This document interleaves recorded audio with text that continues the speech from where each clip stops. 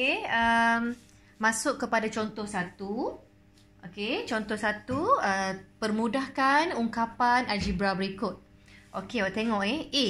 4 kuasa 2N darab dengan 4 kuasa M bahagi dengan 4 kuasa N. Okey, sini kita perhatikan bahawa ketiga-tiga sebutan ni, iaitu sebutan pertama 4 kuasa 2N, sebutan kedua 4 kuasa M dan sebutan ketiga 4 kuasa N ini adalah asas dia sama, iaitu asas dia 4. Jadi kita boleh gunakan hukum indeks yang mana? 1, 2, 3, 4, 5, 6, 7, 8, 9. Jadi kita sebenarnya bila kita nak permudahkan, sebab di sini dia ada operasi darab dan operasi per. Per ni ialah operasi bahagi. Jadi kita boleh guna hukum indeks yang ke-7 dan yang ke-8. Okey, macam mana? Cara dia saya kata tadi, apabila kita darab dua asas yang sama, asas tu akan jadi satu saja asas dan kuasa dia bertambah. Dan kalau kita bahagi dengan asas yang sama, kita kena tolak. So jadi dia macam ni. Okey, sama dengan ada 3, 4 tu kita tulis sekali saja 4. Okey. 2N dengan M ni kita kena tambah. Okey. 2N tambah M. Sebab apa? Sebab 4 darab 4 tadi. Okey, lepas tu terus saja dengan bahagi. Okey, tolak. Sebab dia bahagi, kan? Dia bahagi, tolak terus dengan N. Gitu. Ada 3 nombor asas 4 ni. Sekali je tulis. Dan kuasa sahaja yang kita tambah dan kita tolak. Okey, boleh? And then 4 ni kita tulis sekali lagi. Kita permudahkan saja kuasa dia. So kita tengok 2N tambah M tolak N. Yang manakah sebutan yang serupa? Maknanya okey, yang serupa adalah N. Maknanya 2N dengan tolak N. Kita akan dapat N. Okey, dapat N. Dan M tambah saja dengan M. M tak ada kawan, tak ada gu lah. Okey.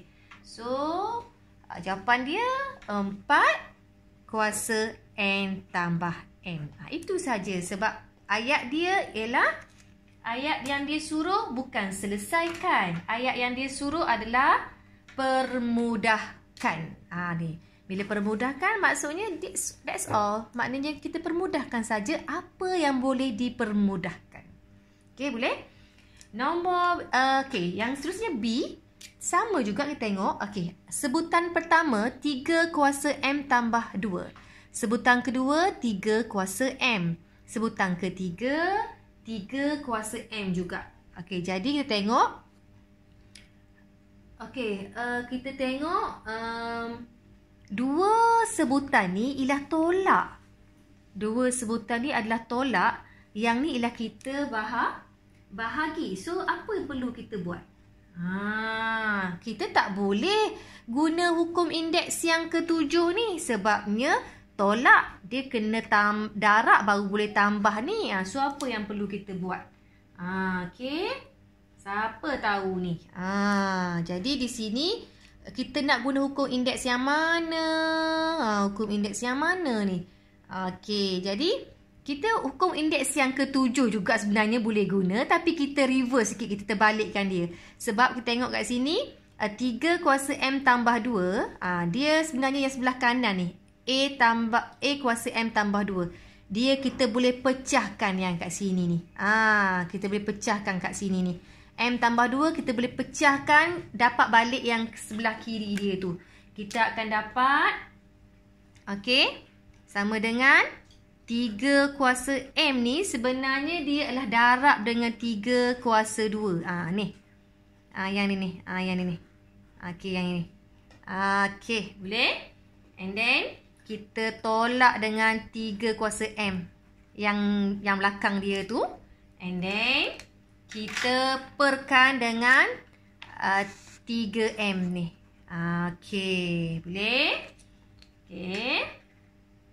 Jadi sekarang ni kita tengok Macam mana kita nak buat ni? Okey.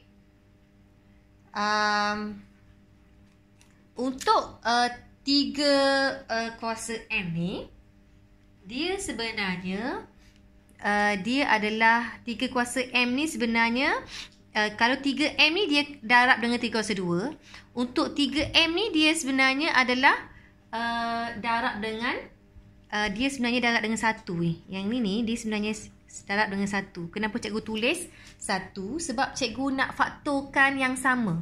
Cikgu nak keluarkan 3M. Okey.